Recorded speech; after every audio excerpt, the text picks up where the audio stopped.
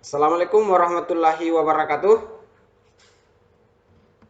Berjumpa kembali dengan Bahar pada channel Baharudin Bere. Kali ini kita akan membahas tentang komponen elektronika pasif, yaitu kapasitor. Pada video yang lalu kita sudah membahas komponen elektronika pasif, yaitu resistor. Jadi kali ini kita akan membahas materi selanjutnya, yaitu kapasitor. Jadi silakan disimak videonya. Semoga ada manfaat setelah selesai menyimak materi ini. Sebelumnya kita lihat dulu pengertian daripada kapasitor dan tujuannya, fungsinya. Oke, mari kita bahas satu persatu. Jadi yang pertama kita bahas adalah pengertian daripada kapasitor. Kapasitor atau disebut juga dengan kondensator adalah komponen elektronika pasif yang dapat menyimpan energi atau muatan listrik dalam sementara waktu. Jadi kapasitor itu dapat menyimpan muatan listrik atau energi listrik sementara waktu. Jadi perbedaan daripada resistor pada video yang lalu, kalau resistor itu dipergunakan untuk menahan arus, kalau misalnya kapasitor ini dapat dipergunakan untuk menyimpan arus, tapi dia menyimpannya hanya dalam sementara waktu. Fungsi-fungsi kapasitor atau kondensator diantaranya adalah dapat memilih gelombang radio pada rangkaian tuner, sebagai perata arus, pada rektifier, dan juga sebagai filter dalam rangkaian power supply atau catu daya. Jadi satuan nilai untuk kapasitor atau kondensator adalah farad dengan simbol F. Tapi namun farad adalah satuan yang sangat besar. Oleh karena itu, pada umumnya kapasitor dipergunakan dalam peralatan elektronika adalah satuan farad yang dikecilkan menjadi pikofarad, nanofarad, dan mikrofarad. Jadi ini adalah konversi satuan farad dijadikan mikrofarad, nanofarad, pikofarad, dan pikofarad. Jadi satu farad sama dengan 1 juta mikrofarad. Kalau 1 mikrofarad, maka 1000 nanofarad. Jadi 1 nanofarad, 1 mikrofarad sama dengan 1 juta pikofarad. Begitu seterusnya. Jadi 1 farad itu sama dengan 1 juta mikro. Jadi 1 mikro itu sama dengan 1000 nano. Jadi kalau 1 mikrofarad itu berarti 1 juta pikofarad. Itu adalah satuan daripada konversi farad. Oke, lanjut. Masuk pada jenis-jenis daripada kapasitor. Jenis-jenis kapasitor. Ada beberapa kapasitor, ada 3 bagian. Ada kapasitor yang nilainya tetap dan tidak berpolaritas. Jika didasarkan pada bahan pembuatannya, maka kapasitor yang nilainya tetap terdiri dari yaitu kapasitor kertas, kapasitor mika, kapasitor polister, dan kapasitor keramik. Sebentar kita bahas satu persatu. Yang kedua, ada kapasitor yang nilainya tetap, masih nilainya tetap, tapi memiliki polaritas positif dan negatif. Jadi tadi tidak memiliki polaritas, tidak ada positif, tidak ada negatif, jadi tidak apa-apa terbalik kakinya. Kalau yang kedua ini adalah kapasitor nilainya tetap tapi memiliki polaritas positif dan negatif. Itu tidak boleh terbalik dalam pemasangan. Kaki positif ke kaki positif, kaki negatif ke kaki negatif. Yaitu yang pertama yaitu kapasitor elektrolit. Ya, atau biasa disebut dengan elektrolit kondensator atau bahasa kesehariannya itu adalah elko. Dan yang kedua adalah kapasitor tantalum.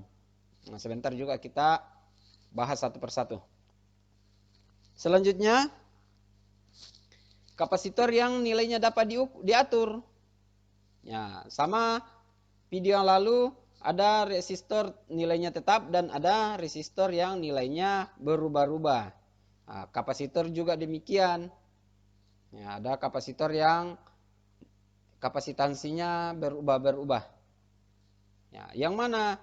Nah, yang biasanya kita jumpai yaitu adalah variabel kapasitor atau biasa disebut dengan parco. Ya, sebentar kita lihat apa sih fungsi parco. Oke, lanjut. Ini adalah kapasitor nilai tetap atau biasa disebut dengan fixed kapasitor. Jadi nilainya tetap karena nilainya itu tertera pada komponen itu sendiri. Ya, nanti ada cara membacanya juga, makanya jangan di skip. Ya. Simak dari awal sampai akhir supaya tidak setengah-setengah.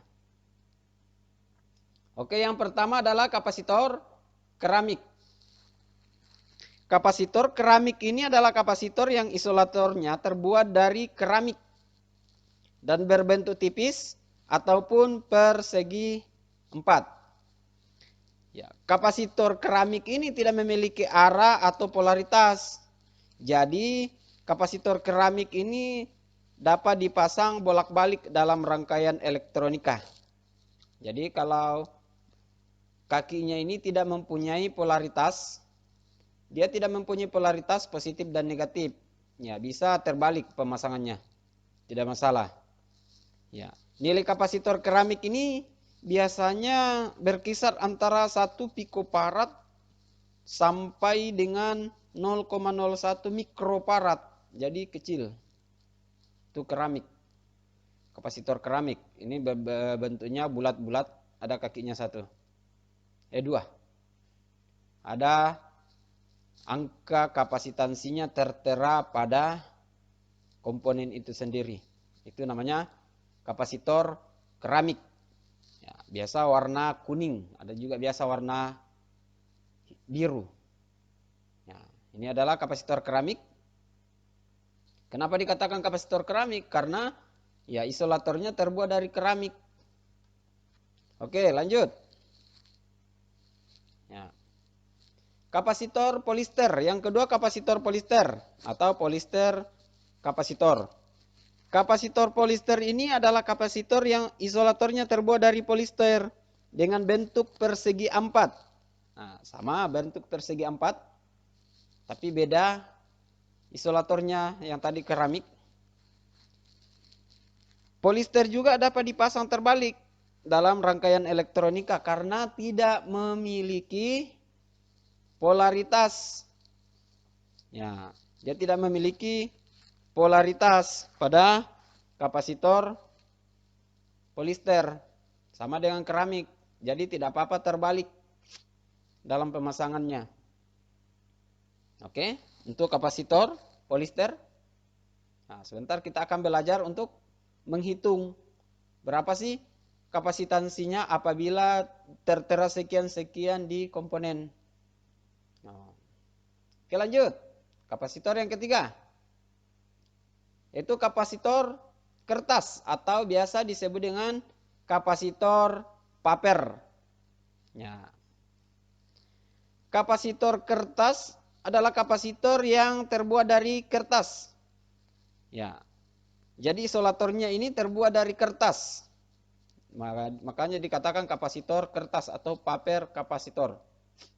Yang nilai kapasitornya, kapasitansinya biasanya berkisar antara 300 pikofarad sampai dengan 4 mikrofarad. Ya, kapasitor ini juga tidak memiliki polaritas. Ya, jadi bisa dipasang bolak-balik. Nah, ini adalah kapasitor kertas. Jadi dia juga tidak memiliki polaritas, makanya bisa dipasang bolak-balik. Nah, tidak ada bilang kaki positif, tidak ada yang dibilang kaki negatif. Selanjutnya, kapasitor mika. Nah, kapasitor mika ini adalah kapasitor yang bahan isolatornya terbuat juga dari mika. Ya, jadi nilai kapasitor mika pada umumnya berkisar antara 50 picofarad sampai dengan 0,02 mikrofarad. Jadi kapasitor mika ini kecil polaritasnya, kecil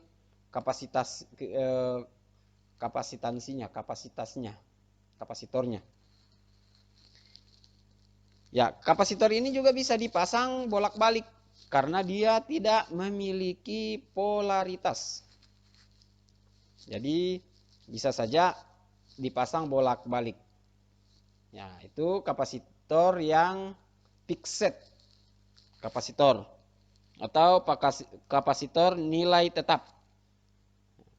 Karena kenapa nilainya tetap? Ya, dia sudah tertera di komponennya itu sendiri.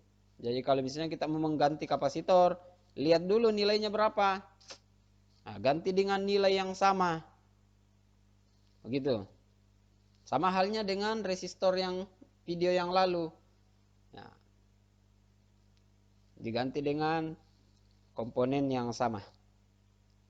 Selanjutnya, kapasitor yang nilai tetap, tapi dia mempunyai polaritas.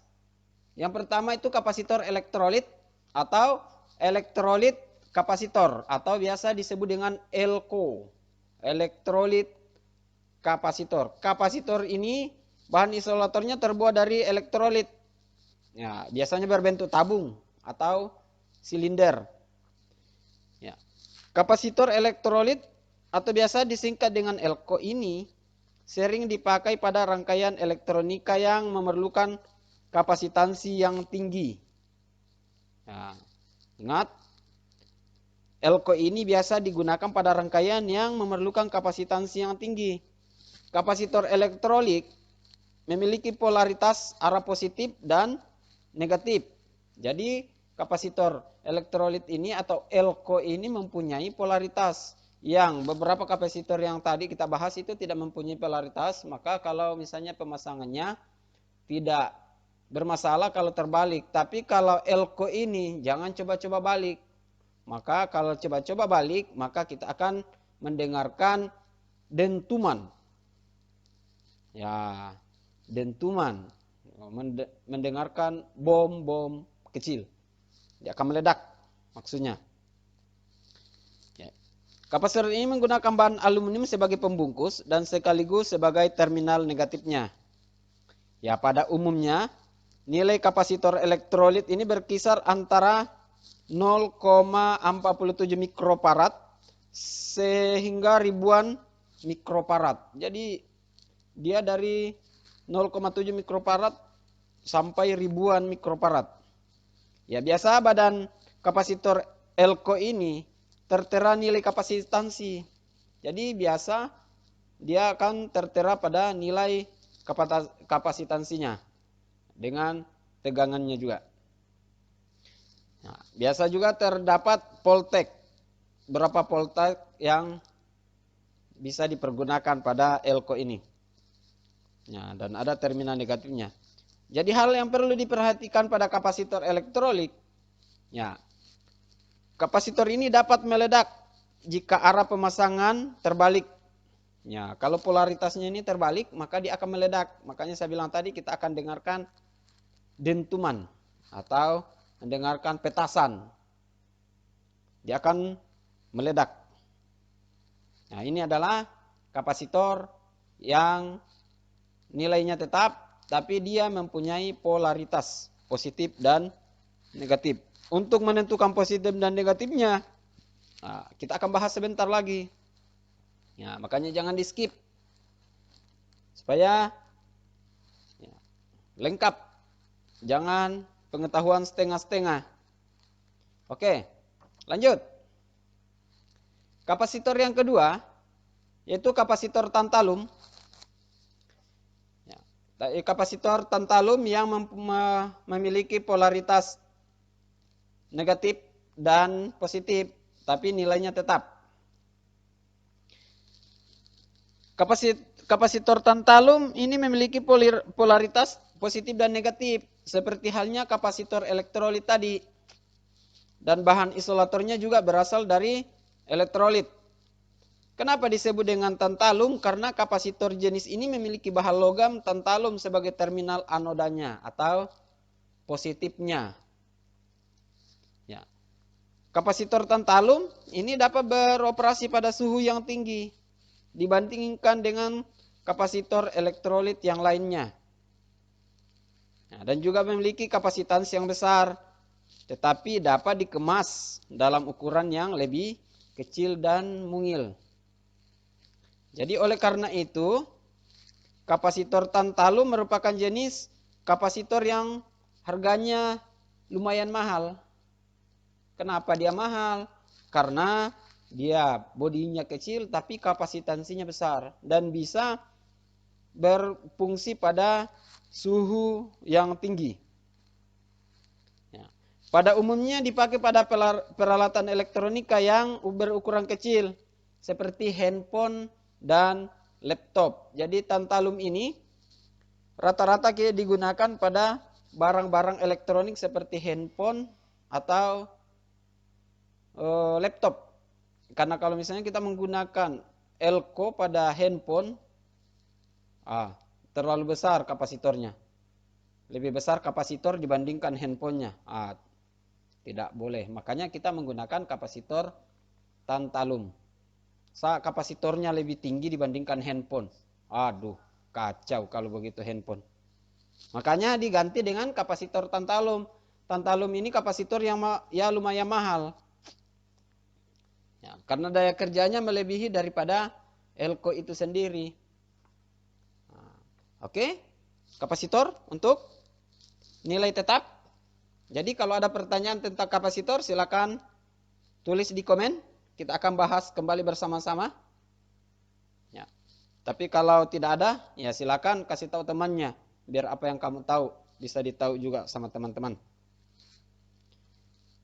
Yang pertama tadi kita bahas adalah kapasitor nilai tetap. Sekarang kita masuk pada kapasitor variabel. Kapasitor yang kapasitansinya bisa diubah. Ya. Ini adalah kapasitor variabel atau bahasa kampungnya itu variabel kapasitor. Nah, bahasa kampung Inggris maksudnya, bukan bahasa kampung Indonesia. Ya, ada dua yaitu Parco, variabel kondensator. Ya, yang kedua adalah trimmer. Ya, itu adalah kapasitor variabel. Jadi ini adalah Parco.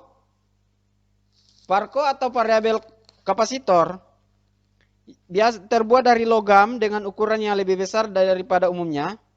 Ya, gunanya ini untuk memilih gelombang frekuensi pada radio.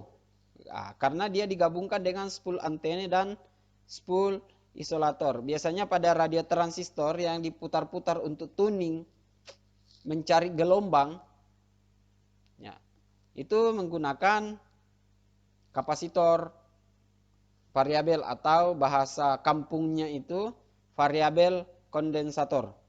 Atau biasa disebut dengan Parco. Ya, kampung Inggris. Di Inggris sana. Ya, Parco, variabel kondensator. Tapi bahasa Indonesianya itu adalah ya kapasitor variabel. Ya. Biasanya digunakan pada pencarian frekuensi radio, mencari gelombang radio. Nah, biasanya segi 4 dan ada putar-putarnya, itu namanya Parco. Ya. Ya, kapasitansinya biasanya berada pada 100 picofarad sampai dengan 500 picofarad. Ya. Ada juga yang kedua, yaitu trimer. Ya, trimer ini adalah jenis kapasitor variabel yang memiliki bentuk lebih kecil sehingga harus menggunakan obeng untuk dapat memutar poros pengaturnya. Trimer. Jadi kita harus menggunakan obeng trimput untuk memutar poros pengaturnya.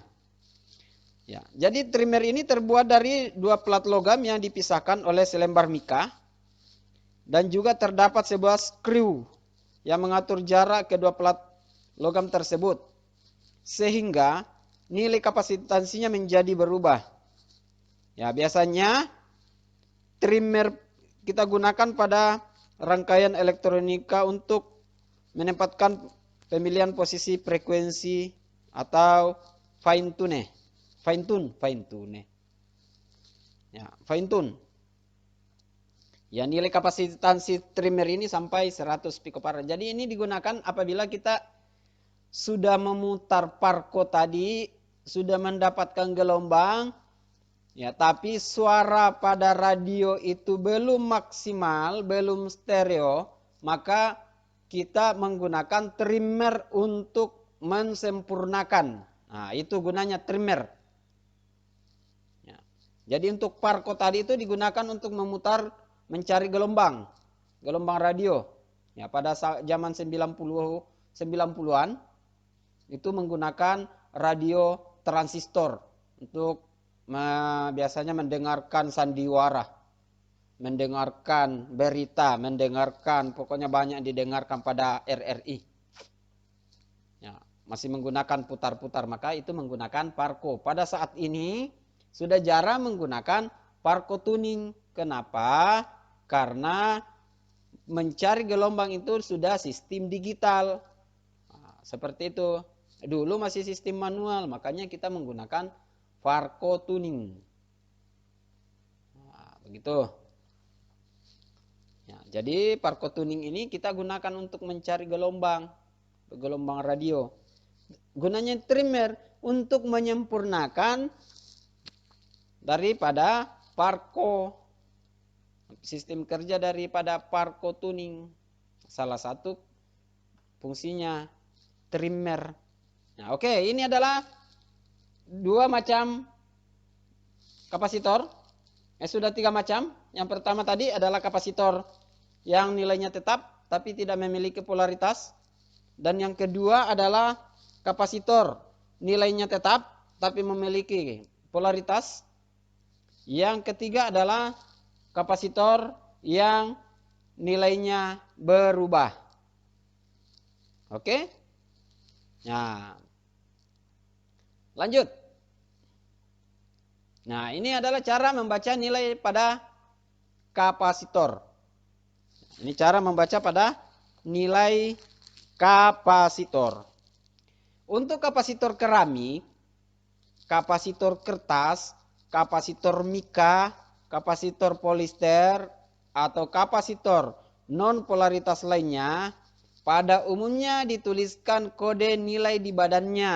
Nah, seperti tadi saya perlihatkan. Seperti ada misalnya 10 4J, 202M, 473K, dan lain sebagainya. Jadi maka kita perlu menghitungnya ke dalam nilai kapasitansi. Nah, kapasitansi yang sebenarnya. Jadi perhatikan cara menghitungnya, cara menentukan. Kalau misalnya pada kapasitor keramik, ya ini kapasitor yang pertama tadi yang kapasitor nilainya tetap tapi tidak mempunyai polaritas. Ya. Bahkan menilainya tertera pada badan kapasitor itu, tertera pada komponennya seperti ya 104J, 202M, 43. Maka untuk menghitungnya silakan kita lanjut. Nah, untuk misalnya contoh salah satu. Karena pada salah satu contoh adalah keramik, karena pada intinya sama semua. Yang pastinya dia tidak mempunyai polaritas, cara menghitungnya sama. Untuk kapasitor keramik, dia ada angka yang merupakan 2 angka dan ada yang merupakan 3 angka. Ya, seperti ini di atas. Ini Ya, membaca nilai kapasitor keramik yang memiliki 3 angka. Ya, 3 angka 1 huruf. Seperti itu. Jadi cara menghitungnya bagaimana? Untuk 3 angka. Nah, kita lihat. Ya. Contoh untuk membaca nilai kapasitor keramik pada seperti gambar di atas. Ya. Pada seperti gambar tadi, yaitu AMPA 3J. Misalnya dia tertera pada nilai AMPA 3J. AMPA 73J. AMPA 73J. Jadi caranya menghitungnya bagaimana? Nah, sama kemarin waktu kita membahas masalah resistor. Ya, resistor keramik. Jadi AMPA 73 J tadi atau Z ya? Kita lihat. Z. AMPA 3Z. AMPA 73Z. Jadi cara menghitungnya, angka pertama dan angka kedua itu merupakan nilai dari kapasitor tersebut. Yang angka ketiga adalah hasil kali jumlah nol yang diberikan. Misalnya AMPA 73 berarti 47 dikali 10 pangkat 3. Begitu. Jadi 47 kali 10 pangkat 3 atau dengan kata lain 47 ditambah 0,3. Jadi 47.000 pikofarad. Nah, begitu. Nah, 47.000 pikofarad. 47 kali 10 pangkat 3 berarti 47 kali 1000. Jadi angka pertama masih angka kedua juga masih angka, dan angka ketiga adalah jumlah nol. Dan untuk huruf yang di belakangnya itu misalnya Z itu adalah nilai toleransi. Nah, jadi Z itu berapa? Ini adalah tabel. Z itu adalah kurang lebih 80% minus, plus, dan minusnya 20%. Berarti cara menghitungnya bagaimana?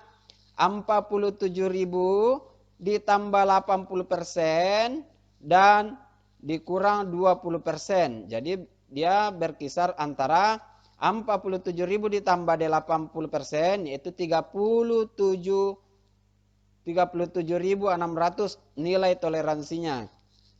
Ya, kalau misalnya untuk 20% maka 84.600. Itu. Jadi maksudnya maksimalnya yaitu ya 84.600, minimal kapasitansinya itu adalah 37.600. Nah, itu nilai toleransi. Jadi persen-persen. Itu untuk yang tiga angka. Jadi yang 3 angka, angka pertama adalah angka kedua adalah angka, dan angka ketiga adalah jumlah nol, dan huruf yang ada di belakangnya adalah toleransi. Nah, yang mengikuti video untuk resistor itu sudah agak gampang membacanya karena sama dengan yang resistor. Angka pertama, angka kedua, dan angka ketiga adalah jumlah nol. Sama kalau resistor yang warna pertama angka, warna kedua angka, dan warna ketiga jumlah nol. Warna keempat adalah toleransi. Ya sama. Pada intinya sama. Oke? Untuk yang 2 angka. Ya, jika badan kapasitor hanya bertuliskan 2 angka, contohnya misalnya dia tertera pada badan kapasitor itu 47J, maka hitungannya seperti yang tadi. Ya, 47J berarti 47 kali 10 pangkat 0. Nah, berapa 10 pangkat 0? Berarti 1. Jadi nilai kapasitornya adalah 47 kali 1. Jadi nilainya sama dengan 47 piko farad. J-nya itu apa? Ya toleransi.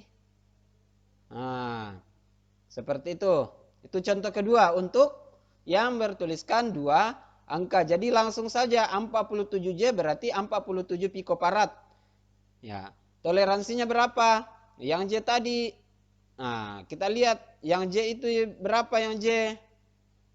Nah, adalah 5%. Nah, jadi J itu adalah 5% toleransi dari 47. Oke. Nah, baru bagaimana kalau dia ya sama tadi yang 3 angka. Misalnya 222K terdapat di badan keramik, kondensator keramik itu 22K. Nah, triple 2. Berarti angka pertama 2 itu adalah angka kedua adalah angka, dan angka ketiga adalah jumlah 0. Berarti 2200. Karena 22 kali 100. Kenapa dikali 100? Karena ada 2, nilai 2 di angka ketiga berarti ditambah 02. Berarti 22 ditambah 02 sama dengan 2200. Begitu anak TK. Nah, oke? K-nya berapa? Toleransinya sama 5%. Nah, gitu. Jadi nilai untuk menghitung berapa persenannya ya nilai kapasitor dikurang 5% dan nilai kapasitor ditambah 5%. Itulah rentang daripada toleransi. Ya. Untuk kapasitor chip atau chip kapasitor yang terbuat dari keramik, nilai kapasitansinya tidak terletak pada badan kapasitor chipnya, maka ya kita perlu label kotaknya untuk mengetahui nilai atau diukur dengan LCR meter ya atau multimeter yang dapat mengukur kapasitor. Karena seperti misalnya kapasitor yang ada di handphone atau kapasitor yang ada di laptop, terkadang nilainya sangat kecil dan kadang juga tidak tertera di situ, maka kita harus menggunakan alat ukur yang namanya kapasitansi meter atau biasa disebut dengan LCR meter. Bisa juga kita menggunakan multimeter untuk mengukur. Nah, seperti itu caranya. Ya. Jadi kalau ada pertanyaan ya silakan bertanya di kolom komentar. Oke, lanjut. Ya. Yang kedua, untuk kapasitor elektrolit atau elko, nilai kapasitansinya telah tertera pada label badannya. Ya, itu yang sangat jelas. Jadi sangat mudah untuk menentukannya. Misalnya contohnya ya 100 mikrofarad, 16 volt, 470 mikrofarad, 10 volt, 1000 mikrofarad, 6,3 volt, ataupun 3300 mikrofarad, 16 volt. Seperti pada contoh. Kita perhatikan pada kotak warna hitam, kotak warna merah, dan ada tanda panah warna kuning. Ya. Jadi yang menunjukkan pada 16 volt ini adalah seberapa besar tegangan yang bisa bekerja pada elko tersebut. Berarti 16 volt. Ya. Di sini ada 3300 mikrofarad, berarti langsung saja dia mempunyai mikrofarad. Berarti nilainya sama dengan 3300 mikrofarad. Tidak perlu lagi dihitung-hitung kayak tadi. Karena dia langsung menunjukkan bahwa elko ini adalah nilai kapasitansinya yaitu 3300 mikrofarad dengan 16 volt. Ya. Ini. Yang kedua pada kotak yang ketiga ini Itu ada CE 105 derajat Celcius, berarti ya daya tahan panas kapasitor juga, daya tahan panasnya yaitu ya maksimal 105 derajat Celcius. Jadi kalau sudah lewat dari 105 derajat Celcius, maka dia akan meledak. Seperti itu. Nah, elko ini seperti tadi memiliki polaritas, ada positif dan negatif. Bagaimana cara menentukan negatif, kaki negatif? Lihat pada badan elko. Pada badan elko itu terdapat strip putih, berarti itu adalah kaki negatif. Jadi jangan salah pasang. Cari strip-strip yang negatif, itu adalah ya, itu namanya kaki negatifnya. Jadi yang satunya itu adalah kaki positif. Jadi menghitungnya itu lebih mudah untuk elko, tidak sama yang tadi yang tanpa polaritas. Oke? Bisa? Nah, oke. Jadi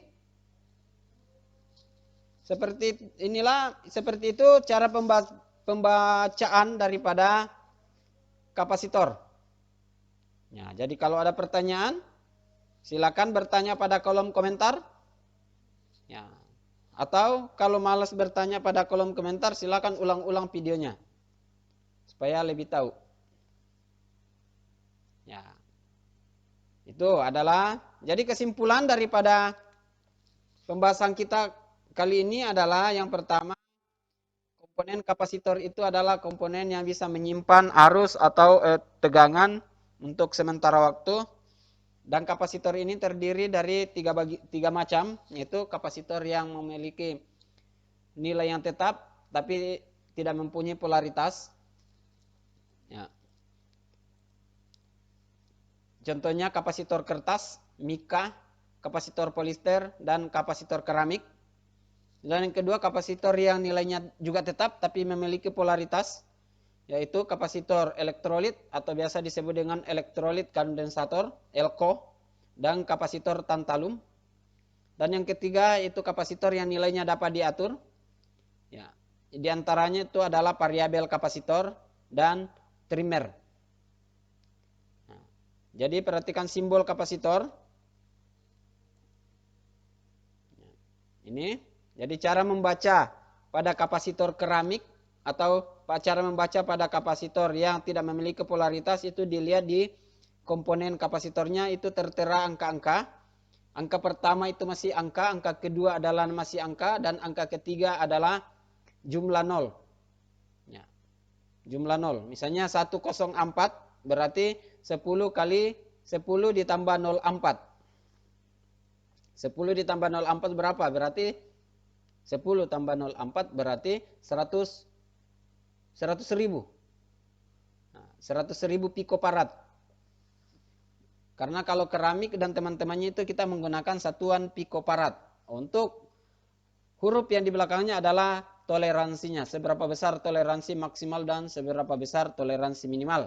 Itu adalah pembahasan masalah kapasitor. Dan untuk kapasitor elektrolit atau elko, kapasitor ini dia memiliki polaritas positif dan negatif. Untuk membaca kapasitansinya, maka dia akan tertera pada badannya, badan kapasitor itu. Itu misalnya 4700 mikrofarad dengan 25 volt. Dia mempunyai polaritas positif dan negatif. Untuk menentukan negatifnya itu kita lihat pada strip warna merah. Itu adalah kaki negatif. Dan yang ketiga untuk kapasitor Parco.